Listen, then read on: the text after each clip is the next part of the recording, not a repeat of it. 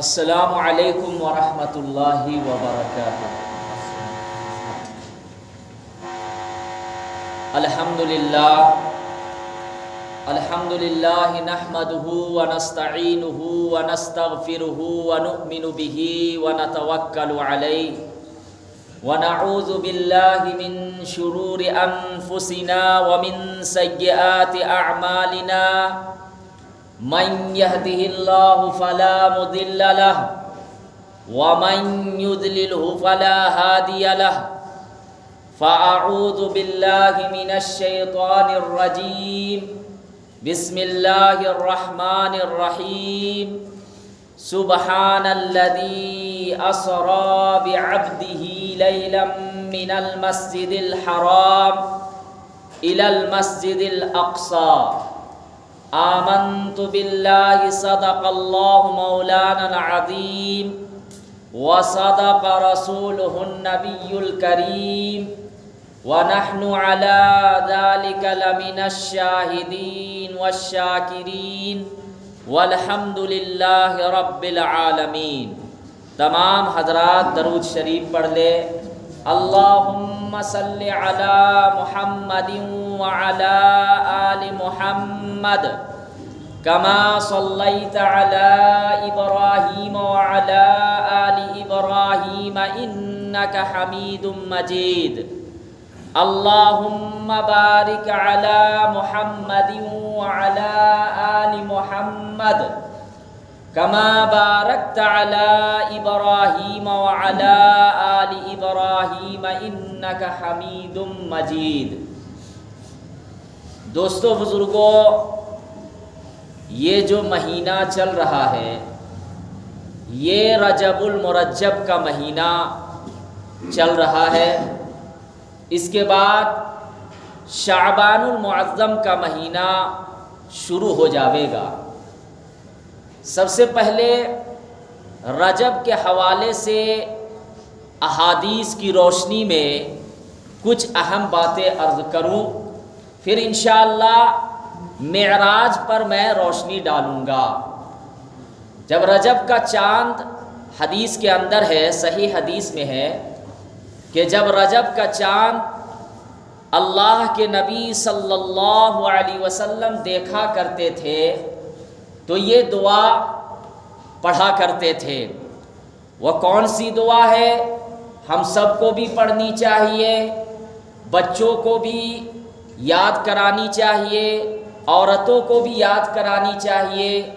جب رجب کا چاند دیکھتے تھے تو اللہ کے نبی صلی اللہ علیہ وسلم یہ دعا پڑھا کرتے تھے، اللہم بارک لنا فی رجب وشعبان وبلغنا رمضان۔ کون سی دعا پڑھا کرتے تھے؟ آپ سب حضرات پڑھیے، اللہم بارک لنا فی رجب وشعبان وبلغنا رمضان، کہ اللہ رجب میں اور شعبان میں میرے لیے برکت نازل فرما اور مجھے رمضان المبارک تک پہنچا۔ تو یہ صحیح حدیث سے ثابت ہے۔ اسی طریقے سے رجب کہ مہینے میں کچھ ایسی چیزیں ہیں جو احادیث کی روشنی میں اگر دیکھا جائے صحیح حدیث میں تو اس کا تذکرہ نہیں ملتا ہے۔ جیسے کہ بہت سے لوگوں کا یہ تصور ہے کہ 27ویں شب کو اللہ کے نبی صلی اللہ علیہ وسلم کو معراج میں بلایا گیا، یعنی رجب کی 27ویں شب کو اللہ کے نبی صلی اللہ علیہ وسلم کو بلایا گیا۔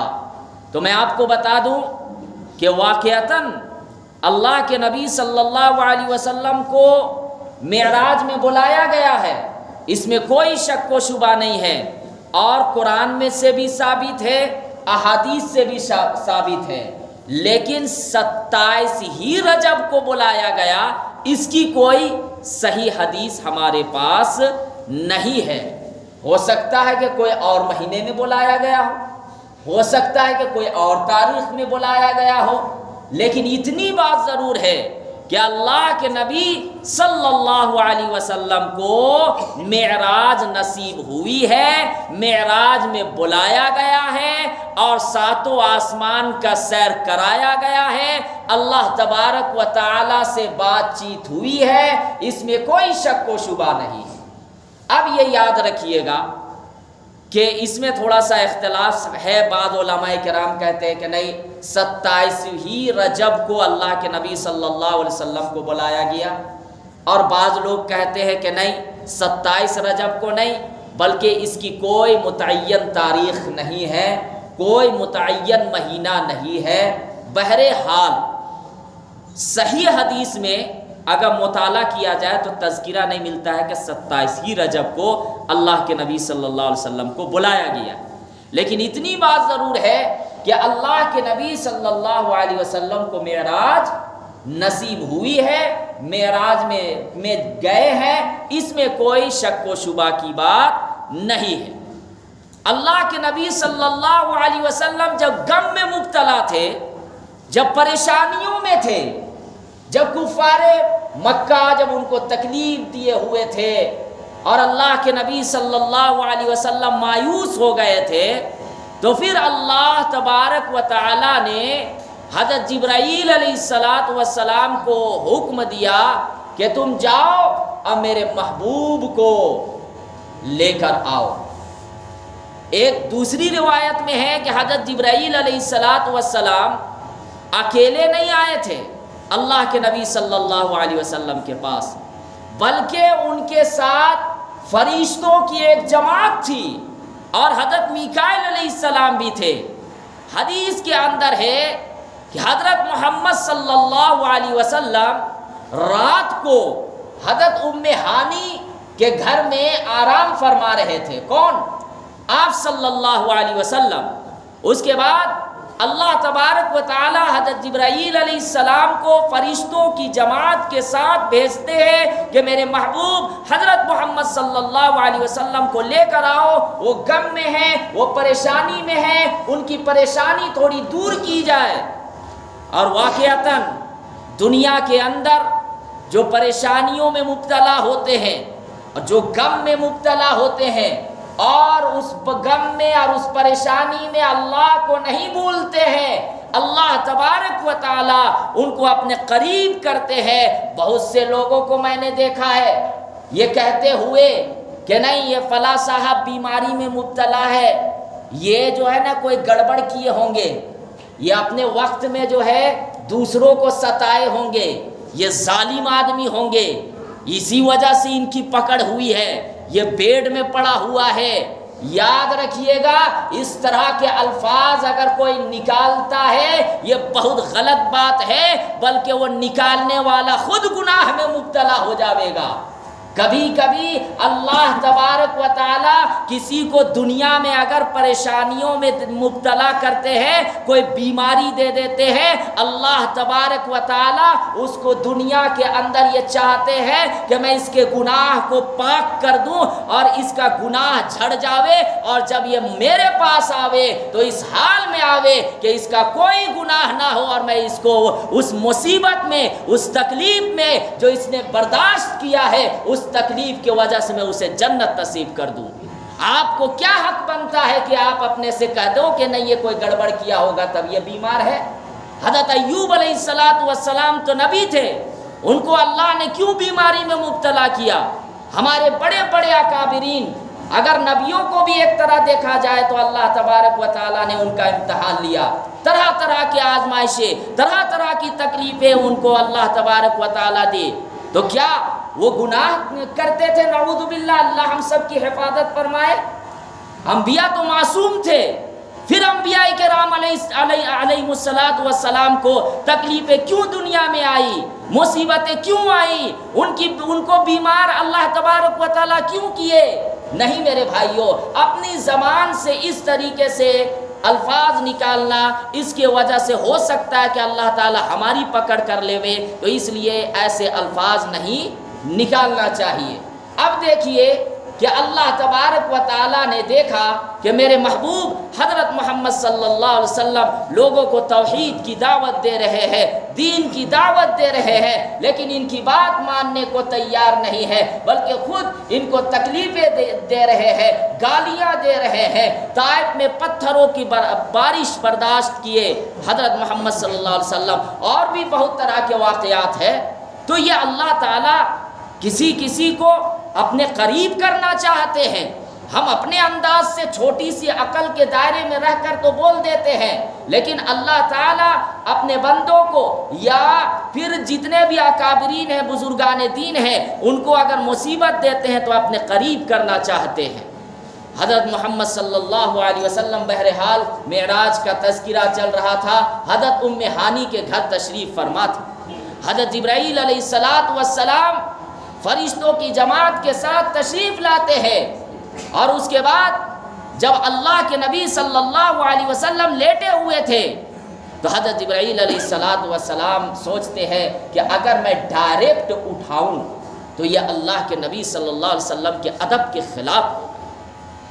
اب اس کے بعد جماعت جو فرشتوں کی تھی وہ آپس میں باتیں کرنے لگتی ہے کہ حضرت محمد صلی اللہ علیہ وسلم کو کس طریقے سے جگایا جائے۔ اگر ڈائریکٹ آواز دے کر اٹھاتے ہیں تو یہ ادب کے خلاف بات ہوگی، کیونکہ امام الانبیاء ہے، یہ سرکار دو جہاں صلی اللہ علیہ وسلم ہے، یہ تمام نبیوں کے سردار ہے، اور یہ ادب کے خلاف بات ہوگی۔ تو پھر حضرت جبرائیل علیہ السلام یہ کرتے ہیں کہ اپنے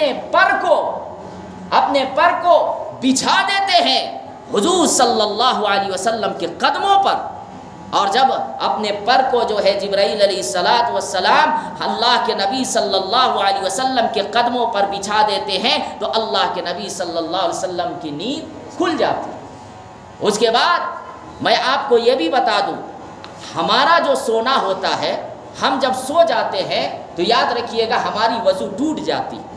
کسی کو نیند لگتی ہے تو ہماری وضو ٹوٹ جاتی ہے۔ اگر یہاں مجمع کے اندر کوئی آدمی ٹیک لگا کر سو گیا، نیند آ گئی تو وضو ٹوٹ گئی، اس کو دوبارہ وضو بنانا پڑے گا۔ کوئی سو گیا، وضو ٹوٹ گئی، لیکن انبیاء ناقض وضو نہیں ہوتے ان کے۔ کیوں؟ کیونکہ وہ سوتے ہیں لیکن ان کا دل جاگتا ہے، ان کا دل جاگتا ہے۔ حدیث کے اندر بھی ہے کہ اللہ کے نبی صلی اللہ علیہ وسلم اگرچہ سوتے تھے لیکن ان کا دل جاگا ہوا رہتا تھا، ان کا دل جاگا ہوا رہتا تھا۔ اس لیے اللہ کے نبی صلی اللہ علیہ وسلم کو وضو کی ضرورت نہیں ہوتی تھی، ان کے دل جاگا ہوا ہوتا تھا، اور اس دل میں بھی اللہ کو یاد کیا کرتے تھے۔ سبحان اللہ۔ ہم اگر سو گئے، ہماری آنکھیں لگ گئی، ہمیں اگر نماز پڑھنے کی ضرورت ہوئی، ہمیں وضو بنانا پڑے گا۔ کیوں؟ کیونکہ ہماری وضو ٹوٹ گئی۔ نواقض وضو میں سے ہے نیند کا آ جانا، لیکن اللہ کے نبی صلی اللہ علیہ وسلم کی صرف آنکھ لگتی تھی، دل بیدار ہوتا تھا۔ حضرت جبرائیل علیہ السلام تشریف لاتے ہیں، اپنے پر کو اللہ کے نبی صلی اللہ علیہ وسلم کے قدموں پر بچھا دیتے ہیں، اور اس کے بعد اللہ کے نبی صلی اللہ علیہ وسلم کی آنکھ کھل جاتی ہے، اور پھر حضرت جبرائیل علیہ السلام فرماتے ہیں کہ چلیے آپ کو بلاوا آیا ہے اللہ کی طرف سے۔ اور اس کے بعد حضرت جبرائیل علیہ السلام جب اللہ کے نبی صلی اللہ علیہ وسلم کو اٹھاتے ہیں، اٹھانے کے بعد زمزم کے قریب، جو زمزم کا کنواں ہے ان کے قریب لے جاتے ہیں، اور حدیث کے اندر ہے کہ اللہ کے نبی صلی اللہ علیہ وسلم کا سینہ مبارک چاک کیا جاتا ہے۔ کیا ہے؟ سینہ مبارک چاک کیا جاتا ہے۔ اگر ہمیں اور آپ کو آپریشن کرنے کی ضرورت پیش آ جاوے اور سینہ کو کاٹنے چاک کرنے کی ضرورت پیش آ جاوے تو ڈاکٹر کیا کرتے ہیں؟ پہلے انجیکشن دیں گے، بے ہوش کریں گے، ہے نا بھائی؟ ایسے ہی تو ڈائریکٹ نہیں کریں گے، تکلیف بھی ہوگی، بے ہوش کرتے ہیں، اس کے بعد آپریشن کرتے ہیں۔ لیکن حضرت محمد صلی اللہ علیہ وسلم کے یہ بہت بڑا معجزہ کہ اللہ کے نبی صلی اللہ علیہ وسلم کے سینہ مبارک کو چاک کیا گیا، اور اس کے بعد قلب مبارک جو دل ہے اس کو نکالا گیا، اور نکالنے کے بعد جو زمزم کا پانی ہے اس پانی سے اس سینہ قلب کو یعنی دل کو دھویا گیا۔ اب اسی سے علماء کرام یہ فرماتے ہیں کہ پانیوں میں سب سے افضل پانی زمزم کا پانی۔ کیوں؟ اس وجہ سے کہ جب آپ صلی اللہ علیہ وسلم کا سینہ مبارک چاک کیا گیا تو جنت سے طشت بھی آیا پلیٹ، اور اس کے بعد اگر اللہ کے نبی صلی اللہ علیہ وسلم کا سینہ مبارک چاک کیا گیا تھا تو جنت سے بھی تو پانی آ سکتا تھا۔ کون سی بعید بات ہے؟ جنت سے پانی آ سکتا تھا یا نہیں؟ آپ لوگ ماشاءاللہ پڑھے لکھے ہوں، سمجھدار ہیں، لیکن دیکھیے کہ اللہ کے نبی صلی اللہ علیہ وسلم کے سینہ مبارک کو چاک کیا گیا تو زمزم کے پانی سے دھویا گیا۔ اس لیے علماء کرام یہ فرماتے ہیں کہ یہ زمزم کا جو پانی ہے یہ بہت ہی مبارک پانی ہے، شفا والا پانی ہے۔ یہ حاصل ہو جاوے تو یہ غنیمت ہے، اس کو ادب کے ساتھ پینا چاہیے، اپنے پاس رکھنا چاہیے محفوظ۔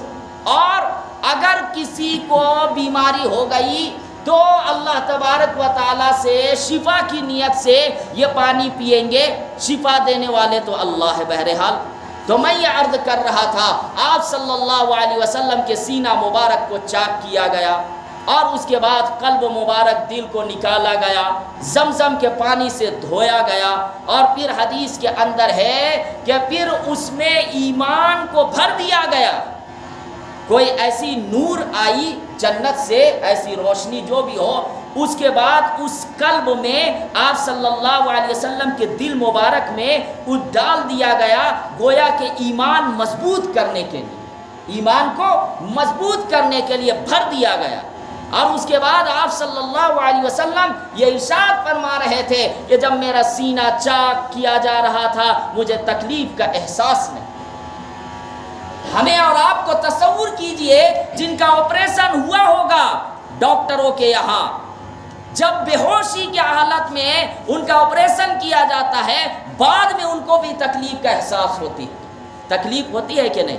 ہوتی ہے، لیکن اللہ کے نبی صلی اللہ علیہ وسلم فرما رہے ہیں کہ میں اپنی آنکھوں سے دیکھ رہا ہوں کہ میرا سینہ مبارک چاک کیا جا رہا ہے لیکن مجھے تکلیف کا احساس نہیں ہے۔ تو یہ کھلا معجزہ۔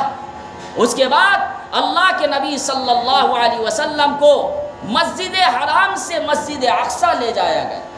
بہت سے لوگ یہاں پہ یہ کہتے ہیں کہ نہیں، آپ صلی اللہ علیہ وسلم کو جو معراج نصیب ہوئی وہ جسمانی نصیب نہیں ہوئی ہے بلکہ روحانی ہوئی ہے۔ لیکن اگر قرآن کی آیت پہ آپ دیکھیں، سبحان الذی اسری بعبدہ، یہاں عبد کا لفظ استعمال کیا ہے اللہ تبارک و تعالی۔ عبد کس کو کہتے ہیں؟ بندے کو کہتے ہیں۔ اللہ کے نبی صلی اللہ علیہ وسلم کو جو معراج نصیب ہوئی ہے وہ جسمانی ہوئی ہے، جسم کے ساتھ ہوئی ہے، اسی لیے عبد کا لفظ لایا گیا ہے۔ عبد بندے کو کہتے ہیں۔ تو جن کے اندر یہ غلط فہمیاں ہیں کہ نہیں روحانی ہوئی ہے جسمانی نہیں، جسمانی طور پر ان کو لے جایا گیا ہے۔ اب اس کے بعد اللہ کے نبی صلی اللہ علیہ وسلم کے لیے براق لایا گیا جنت سے۔ یہاں پہ دیکھیے کہ سب سے پہلے آپریشن جو کیے کون؟ حضرت جبرائیل علیہ السلام، اور یہ مسلمانوں کو دیا گیا تھا، لیکن یہ ہم لوگوں کے لیے ناکامی ہے کہ مسلمان اس میں پیچھے رہ گئے، تو غیروں نے اس پر شفقت کی اور وہ جو ہے سب سے پہلے آپریشن میں آگے بڑھ گئے، لیکن یہ کام مسلمانوں کو سب سے پہلے کرنا تھا۔ بہرحال یہ جو براق لایا گیا یہ کیا تھا؟ حدیث کے اندر ہے کہ جہاں تک اس کی نظر پڑتی تھی وہاں تک اس کی قدم، جہاں تک اس جانور، یہ جو براق ہے حدیث کے اندر ہے کہ گدھا سے جو ہے وہ چھوٹا، کھچر سے بڑا تھا، گدھا سے چھوٹا، کھچر سے بڑا تھا، اور اس کے بارے میں ہے کہ اس کی نظر جہاں تک پڑتی تھی وہاں تک اس کا ایک قدم پڑتا تھا۔ اب یہیں سے تو دیکھیے کہ غیروں نے جو یہ ہوائی جہاز اور ٹرین کا جو ایجاد کیا ہے بھائی، یہ تو سب سے پہلے ہم لوگوں کو دیا گیا تھا۔ اگر مسلمان اس پر ریسرچ کرتے تو سب سے پہلے مسلمان ہوائی جہاز کا ایجاد کرتے یا ٹرین کا. یہ جو آپ ٹرینوں میں سفر کرتے ہیں یہی وہ براق کی مشابہت ہے کہ براق کی نظر پڑ رہی ہے جہاں تک وہاں تک اس کا ایک قدم پڑ رہا ہے. بہرحال تو یہ اللہ کے نبی صلی اللہ علیہ وسلم کے لیے براق کو لایا گیا اور اس کے بعد حضرت محمد صلی اللہ علیہ وسلم کو بیٹھایا گیا اس جو ہے جانور میں کہہ دیجئے، اور وہ جنت سے لایا گیا تھا اور فرشتوں کی ایک جماعت پیچھے تھی. حضرت جبرائیل علیہ السلام بھی رہنمائی فرما رہے تھے کیونکہ حضرت جبرائیل ہی علیہ السلام تو لے کر جا رہے تھے. بہرحال براق میں اللہ کے نبی صلی اللہ علیہ وسلم بیٹھتے ہیں اور اس کے بعد مسجد اقصی کا سفر شروع کرتے ہیں اور راستے میں سفر کے دوران عجیب و غریب طرح کے چیزیں نظر آتی ہیں آپ صلی اللہ علیہ وسلم کو، اور آپ صلی اللہ علیہ وسلم حضرت جبرائیل علیہ السلام سے پوچھتے بھی ہیں. حدیث کے اندر ہے کہ اللہ کے نبی صلی اللہ علیہ وسلم کا گزر ایسی قوم پر سے ہوا جو قوم کے ناخن جو تھے وہ تانبے کے تھے اور ان ناخن سے وہ اپنے چہرے کو اور اپنے سینے کو چھیل رہے تھے. تو اس کے بعد اللہ کے نبی صلی اللہ علیہ وسلم نے حضرت جبرائیل سے فرمایا کہ یہ کیا ماجرا ہے، یہ جو ہم گزر رہے ہیں ایسی قوم کے پاس سے کہ جن کے ناخن تانبے کے ہیں اور یہ اپنے ناخن سے اپنے چہرے کو اور اپنے سینے کو چھیل رہے ہیں، یہ کیا ماجرا ہے؟ حضرت جبرائیل علیہ السلام نے فرمایا کہ یہ آپ کی امت کے وہ لوگ ہیں، وہ گناہگار لوگ ہیں جو دوسرے کی غیبت کیا کرتے تھے، جن کا کام تھا غیبت کرنا.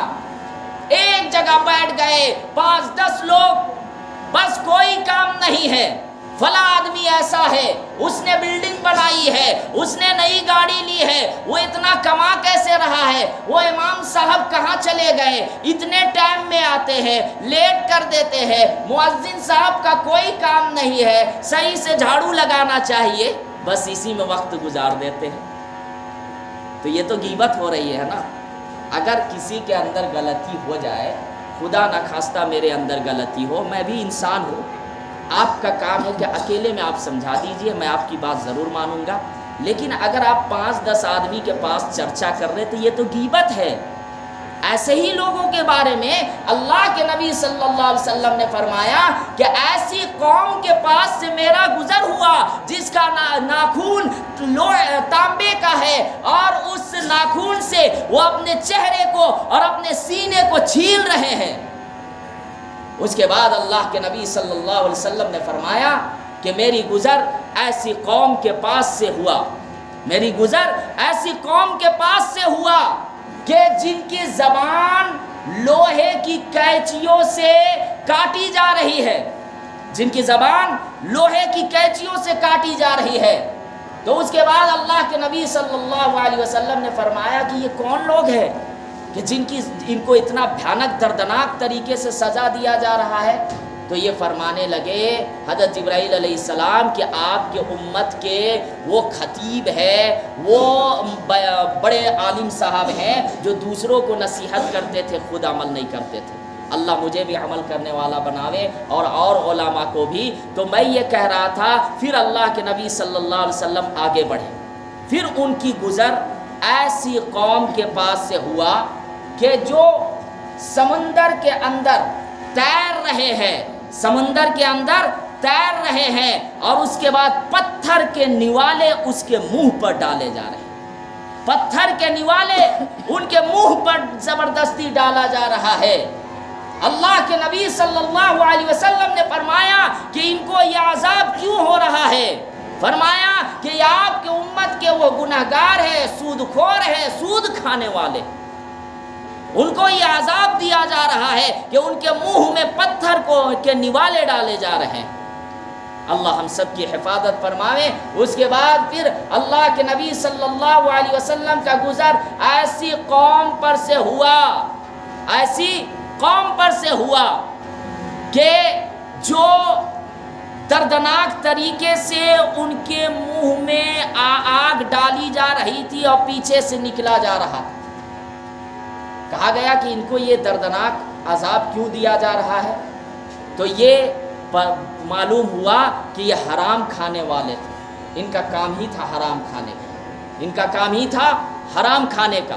اس کے بعد پھر اللہ کے نبی صلی اللہ علیہ وسلم کو بعض جگہوں میں نماز پڑھنے کا حکم دیا گیا، جیسے کہ وہاں کثرت کے ساتھ کھجور کے درخت تھے، تو اس کے بعد حضرت جبرائیل علیہ السلام نے کہا کہ آپ یہاں نماز پڑھیے۔ پھر نماز پڑھنے کے بعد حضرت جبرائیل علیہ السلام نے فرمایا کہ یہ وہ جگہ ہے جب آپ مکہ سے ہجرت کر کے یہاں تشریف لائیں گے، یعنی مدینہ۔ اسی طریقے سے اللہ کے نبی صلی اللہ علیہ وسلم جب مسجد حرام سے مسجد اقصی پہنچے، ان کے بعد براق کو جو ہے جو تمام انبیاء کرام کے جہاں پہ سواری گھوڑے باندھے ہوئے تھے وہیں پہ اس براق کو باندھ دیا گیا۔